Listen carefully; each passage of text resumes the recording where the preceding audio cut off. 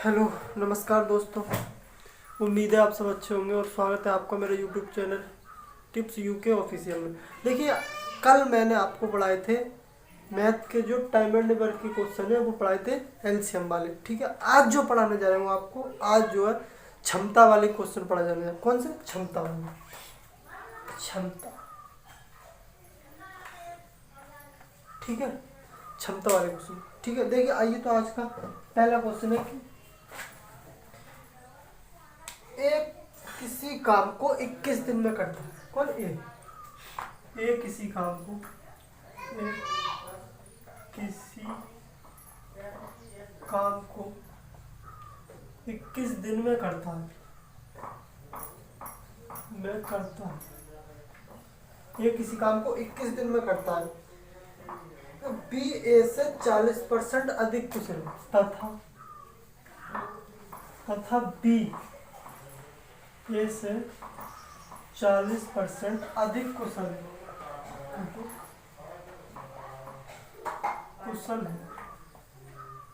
तो बी इस काम को कितने दिन में करे? कितने दिन में करेगा? ठीक है, देखो इसके भी दो मेथड है। ये बोला है कि ए किसी काम को 21 दिन में करता है। कौन? ए। तो बी ए से 40% अधिक कुशल है, यानी कि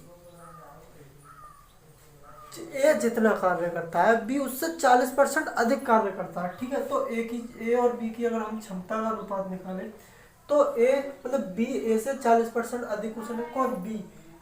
अगर इसकी ए की हम 100 मानते हैं तो बी की कितनी आ गई? 140। ठीक है, क्षमता काट लो तो 2 से और काटो, 5 दूनी और ये आ गए 7। ठीक है, तो ये बोले कि ए किसी कार्य को 21 दिन में करता है। कौन? ए। तो ए की क्षमता कितनी आ गई? 5।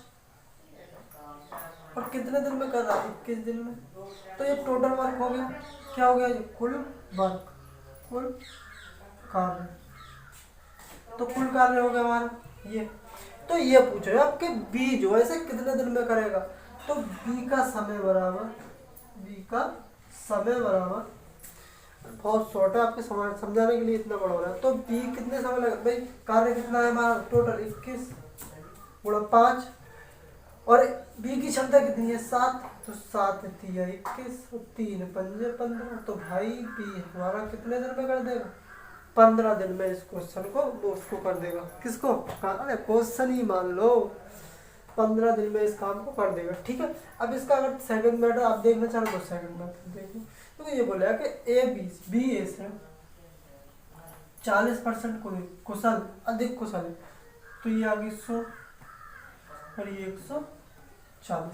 ठीक है, छोटा कर लो रेशो 5 7।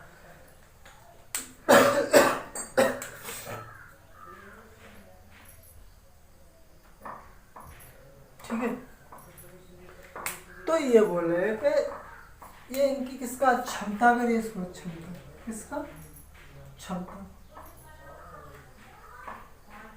क्षमता का रेशो। ठीक है, तो ये इसका अगर हम क्षमता का उल्टा करते हैं तो क्या निकल के आता है? समय। सभी लोग जानते हैं। तो समय का रेशो कितना हो गया? समय का रेशो हो गया 7:5। 7:5।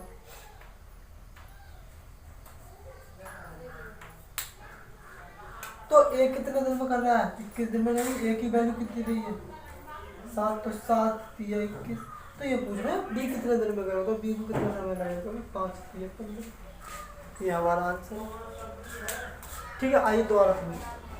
तो वो ये बोल रहे हैं कि ए किसी काम को 21 दिन में करता है तथा बी ए से 40% अधिक कुशल है, यानी कि अगर ए 100 काम करता है तो बी उसी समय में 140 काम करेगा। ठीक है, तो बी इस काम को कितने दिन में समाप्त कर देगा? तो ए प्लस ए अनुपात बी हमने रेशो निकाल लिया। ए की क्षमता कितनी है? 5 और बी की क्षमता कितनी है? 7। तो कुल कार्य जो बनेगा तो ए की क्षमता और गुणा उसका ए का समय, तो कुल कार्य बन गया हमारा इतना। अब वो ये पूछ रहे हैं कि इसी कार्य को बी कितने दिन में करेगा। तो कार्य हमारा ये, और बी की क्षमता कितनी, 7, 7 से भाग कर दो, 7 दिए 21 और 5 दिए 15 दिन में इसका कर देगा। ठीक है। दूसरा मेथड कि ए और बी की क्षमता का अनुपात 5:7 आया। ठीक है। अब वो बोल रहा है कि ए किसी कार्य को 21 दिन में करता है, तो भाई ये तो क्षमता का अनुपात है, इससे तो ले नहीं सकते। तो हमने पहले क्या किया, इसके समय का रेशो निकाला। ठीक है। तो समय का रेशो इसका उल्टा हो गया, यानी कि 5:7:5। तो ए किसी काम को 21 दिन में करता है, यानी कि एक की वैल्यू 7 की वैल्यू कितनी दी, 21, तो एक की वैल्यू 3। अब वो पूछा बी कितने दिन में करेगा, तो भाई बी की क्षमता कितनी है, 5, तो बी बराबर 5 या 15 दिन में। ठीक है। यही है आंसर। ठीक है। अगला क्वेश्चन करते हैं।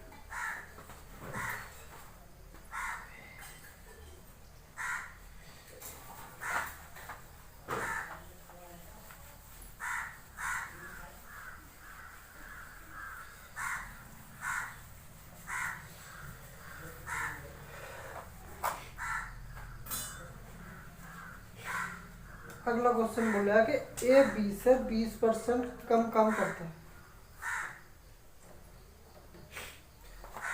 ए बी से 10% कम काम करता है। चलो 20%। ए बी से 20% कम काम करता है।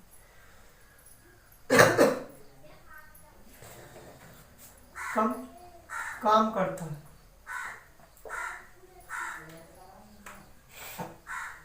ए बी से 20% कम काम करता है तथा ए इसी कार्य को किसी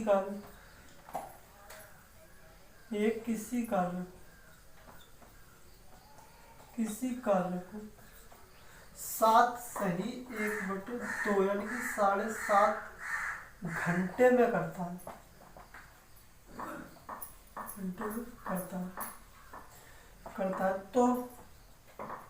तो ये पूछ रहा है कि बी अकेला उस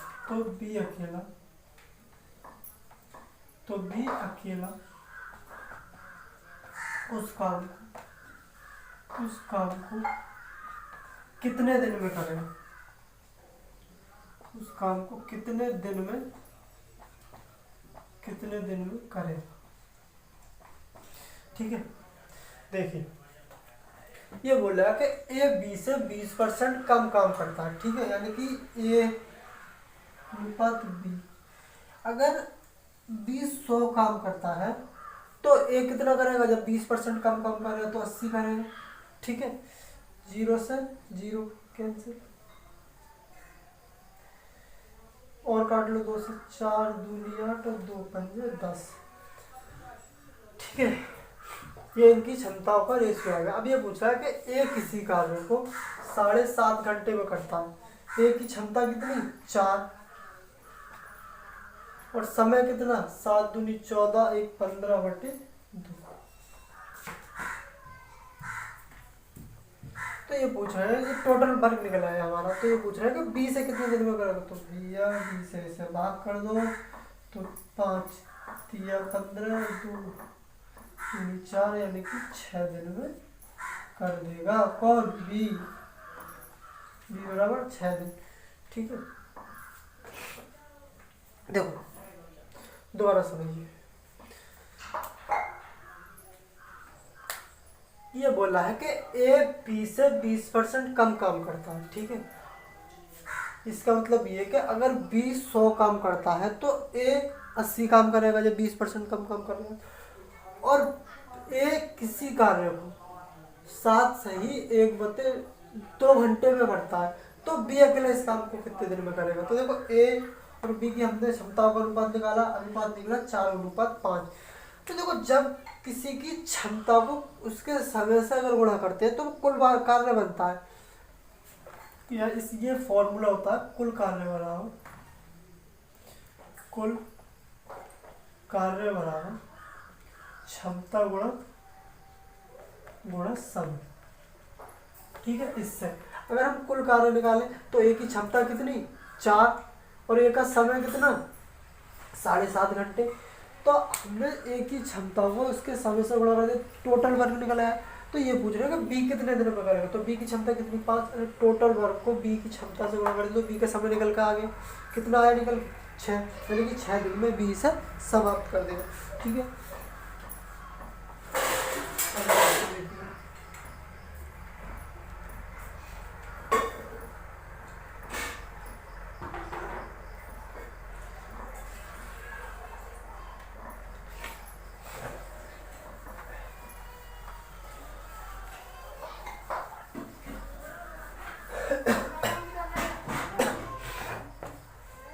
देखिए अगला क्वेश्चन देखिए,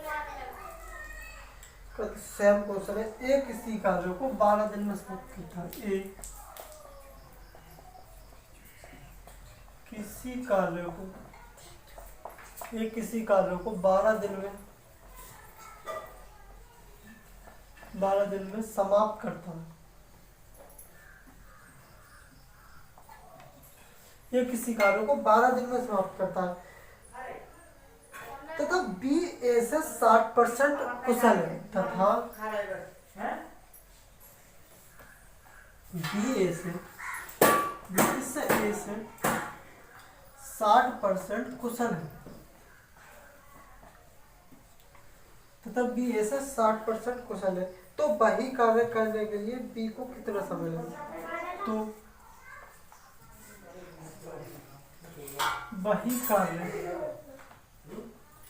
करने के लिए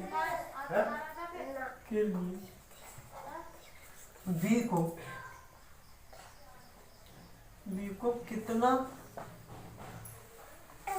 समय लगेगा। ठीक है, ये बोला है कि ए किसी कार्य को 12 दिन में करता है तथा बी ए से 60% कुशल है। तो देखो पहले तो इनकी क्षमता निकालो, ए बी किससे 60% कुशल है, ए से, यानी कि ए अगर 100 करता है तो बी कितना करेगा 160, 0 से 0, 5:8, इनकी क्षमताओं का अनुपात आ गया। ठीक है, अब ये बोल रहे हैं कि ए किसी कार्य को 12 दिन में करता है, तो ए की क्षमता कितनी 5 और कितने दिन में कर रहा है 12, तो टोटल वर्क कितना निकल के आ गया 60, कुल कार्य बराबर 60। तो ये पूछा है कि बी को कितना समय लगेगा, तो भाई बी का टाइम बराबर बी का समय बराबर कुल कार्य बटे बी की क्षमता। बी की क्षमता कितनी आई 8, तो 8 सत्ते 56,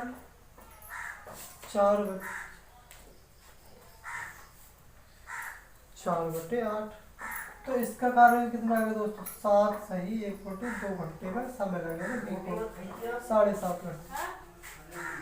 ठीक है, सेम क्वेश्चन था, बहुत ही इजी क्वेश्चन था, उतारिए।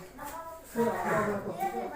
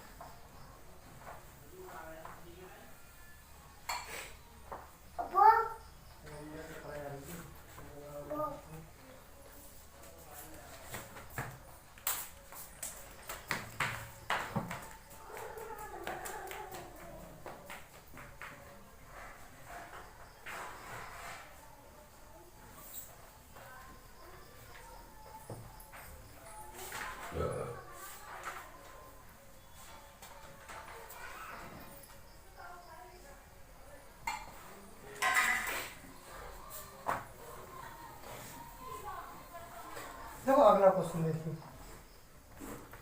ये बोला है कि ए और बी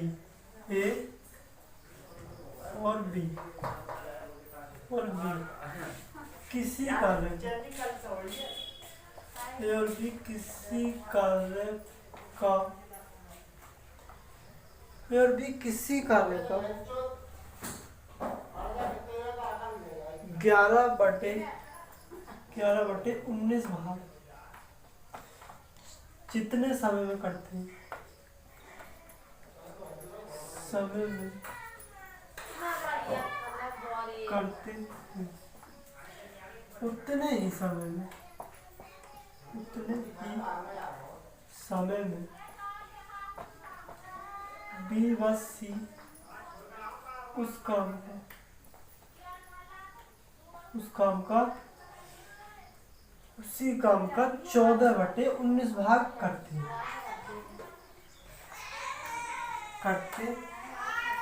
हैं तो ए और बी व सी की क्षमता का अनुपात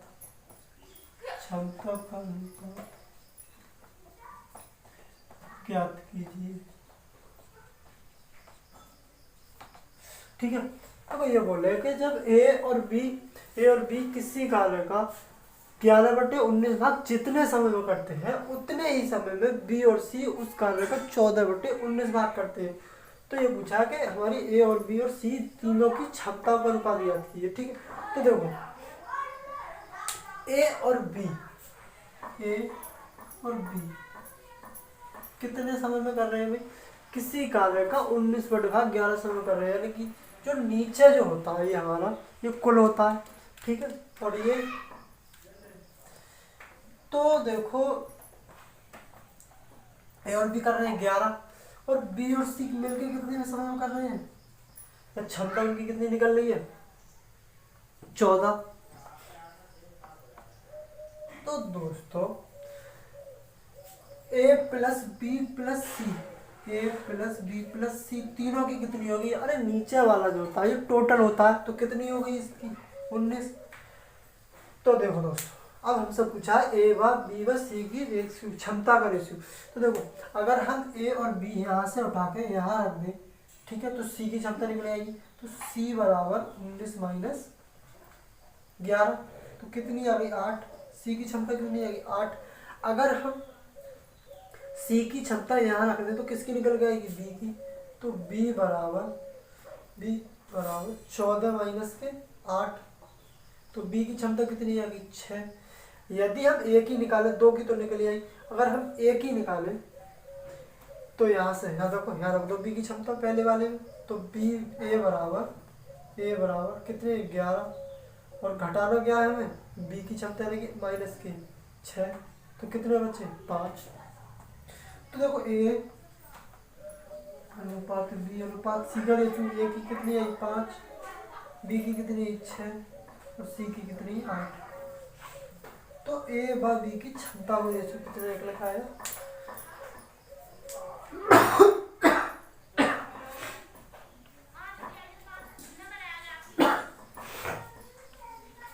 तो 5:6:8 रेशियो निकलता है। किसका? ए व बी व सी की क्षमता। देखिए दोबारा समझते, ये बोल रहे हैं कि क्वेश्चन पढ़ो कर, ए और बी किसी कार्य का 11/19 भाग उतने ही समय में करते हैं जितने समय में कि बी व सी उस कार्य का 14/19 भाग करते हैं। तो समय तो बराबर है। तो पूछा है ए व बी व सी की क्षमताओं को रेशियो ज्ञात कीजिए। देखो ए और बी 11/19 भाग कर रहे हैं, हमने कितना मांगा? टोटल माना 19 का 11 अगर 19 निकाले तो 19 से 19 खत्म, तो कितना है? 11। ठीक है, तो ये 11 क्या आ गया? ये आ गया ए प्लस बी का। अगर इसी प्रकार से बी प्लस सी का निकाले तो 14। अगर टोटल निकालते हैं तो ए प्लस बी प्लस सी टोटल कितना हमारा? नीचे वाला हम टोटल मानते हैं 19। ठीक है, अब देखो ए प्लस बी का मान तो हमें दिया है, तो अगर ए और बी का मान हम यहाँ रख दें तो किसका निकल जाएगा? सी का। तो 19 में से अगर ए और बी का घटाया 11 तो कितना बचा? 8 किसका है? सी का। उसी प्रकार अब हमें बी का मान पता है, अगर हम सी का निकालें तो हम इसमें रख दे रहे हैं हम बी का मान, तो बी का मान उसका सी का मान, तो बी का निकल के कितना है? 14 में 60 में 6। और अगर हम ए का निकालें तो हमें बी की क्षमता पता है कितनी? 8, और टोटल कितनी है 11। अगर 11 में से अगर हम 6 घटा दें तो एक ही कितनी निकल के आई 5। ठीक है दोस्तों, उम्मीद है आपको समझ में आया होगा। ठीक है।